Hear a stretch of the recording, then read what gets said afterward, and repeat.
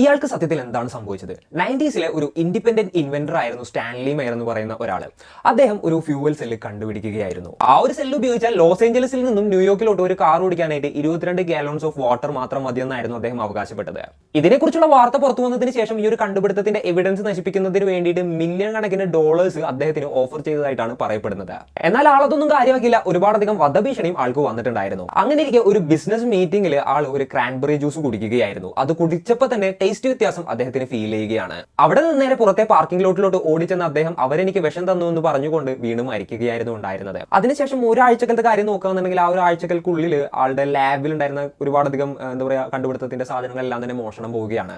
എന്നാൽ അത് ഒരു കോയിൻസിഡൻസ് ആണെന്നാണ് ഒരുപാടധികം ആളുകൾ അഭിപ്രായപ്പെടുന്നത്. ഈ ഒരു സ്റ്റോറിക്ക് രണ്ട് അഭിപ്രായങ്ങളുണ്ട്. ഒന്ന്, സ്റ്റാൻലി മെയർ ശരിക്കും ഇത്തരത്തിലുള്ള ഒരു കാർ കണ്ടുപിടിച്ചു, അദ്ദേഹത്തെ അതിന്റെ പേരിൽ ഇതേപോലെ തന്നെ ആരൊക്കെയോ ചേർന്ന് കൊന്നു. രണ്ടാമത്തെ അഭിപ്രായം, സ്റ്റാൻലി മെയർ ഇത്തരത്തിലുള്ള ഒന്നും തന്നെ കണ്ടുപിടിച്ചിട്ടില്ല, ഇതെല്ലാം തന്നെ ഒരു ഗിമ്മിക് ആയിരുന്നു, ഒരു അട്ടർ നോൺസെൻസ് ആയിരുന്നു എന്നുള്ളതാണ്.